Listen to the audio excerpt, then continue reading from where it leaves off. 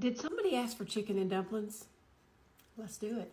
Y'all, let's make this chicken and dumplings. Listen, my daughter is sick today. She doesn't feel good and she requested some chicken and dumplings. And since I tried already once to make it for y'all and I messed up and didn't record it, I thought that's perfect because I'll make that for her and y'all get to see it too.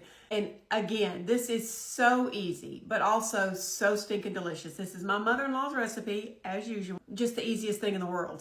Now I have boiled and deboned about 6 chicken thighs. We don't like white meat here. We've talked about that before. We like dark meat. So that's about 6 chicken thighs deboned. And I've got the broth that I cooked it in here, but I'm gonna add 1 more container of Swanson chicken broth. And I don't use low sodium, but you're welcome to do that. All right, and to my chicken broth, I'm gonna add, now this is not for, if you're on a diet, this is not gonna be for you, okay? So just know that. To that, I'm gonna add a stick. My hands are clean, y'all. And 1/2 of butter. Now, I'm not gonna lie to y'all. I have done it with 2 sticks of butter before, but I'm trying to be less out of control here for y'all. But I have put 2 sticks of butter in this thing before.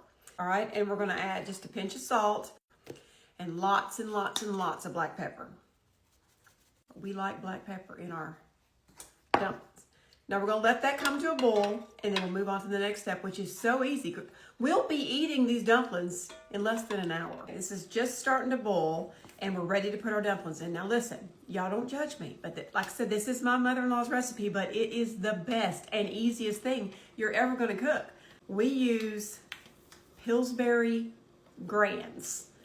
You gotta get the butter tasting and you gotta get the flaky. And I'll tell you why, because we're not even gonna roll these out.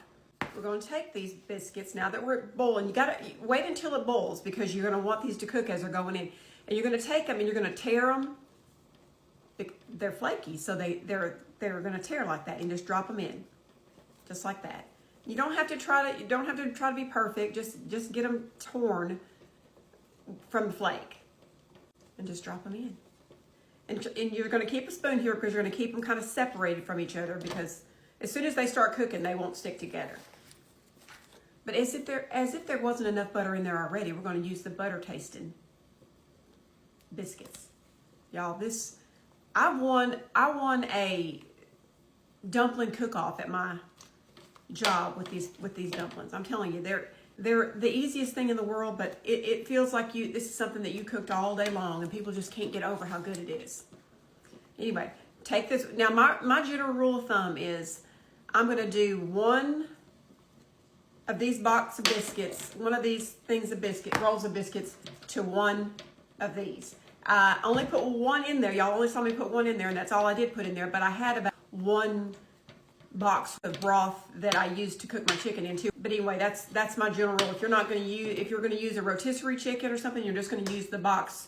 Just do 1 box of broth to 1 roll of biscuits. And as your pot starts to get more full with the dumplings, when you're about to put it in there, just pull it to the side and the ones you're putting in last, push them to the side and push them down underneath those other ones so they'll cook. You don't want them to sit on top of the other ones, you want them to cook. So just tear it, and then tear it in little pieces, pull it to the side and push that one under. Just kind of sink it underneath the other ones. Just keep doing that. I was gonna let y'all see me put this last biscuit in here. Look at that. Can y'all just hear that? Now this was, like I said, this was 2 boxes of broth and 2 rolls of biscuits. Look at that. So they'll thicken on their own just from the biscuits. And these biscuits take no time to cook. I'm gonna turn this on low after I get this last biscuit in there. See how I'm pulling it to the side and pushing that down so these last biscuits will get nice and cooked. And then they'll take 5 to 7 minutes to get done. The more they're cooking, make sure you're stirring the bottom because you don't want them to scorch. But the more they cook, the thicker this gets. I'm gonna go ahead and put my chicken in. Oh, look at that. Look how thick and delicious that is. That is so good, y'all. And then I'm gonna put the top on this and let it cook down for about 5 minutes just to make sure all those dumplings are nice and done. We don't want a raw dumpling. And then I'm gonna show you the last thing we put in there and then they're done, y'all. And I can't even tell you. I cannot explain to you how good these are. So let this cook for just a second. Let me turn it down. I'm gonna put our last little ingredient in it and then we'll be eating it. Okay, last step. I'm gonna put 1/2 of a can of Carnation evaporated milk. That's just gonna give it the creamy, silky texture that you're just gonna die over. I usually use the little cans, but I couldn't find them, so I'll only gonna use half of this, and I'll find something to use the other half for. So just put that in there. You could just use whole milk, but there's just something about that Carnation milk that just adds a little something to it. And like I said, make sure you don't let that bottom scorch. I've got it turned off now. I've got my heat off now, and I'm just gonna put the top on it and let, you know, they'll just continue to cook in their own steam and heat. But is that the easiest thing you've ever seen? I can't wait to taste it. And there it is, the best chicken and dumplings you'll ever eat. Let's get a bite. It's gonna be so hot.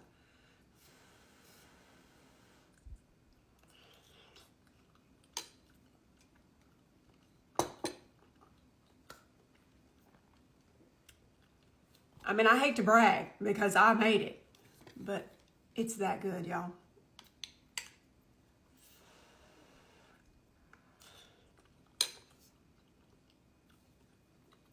Y'all make this.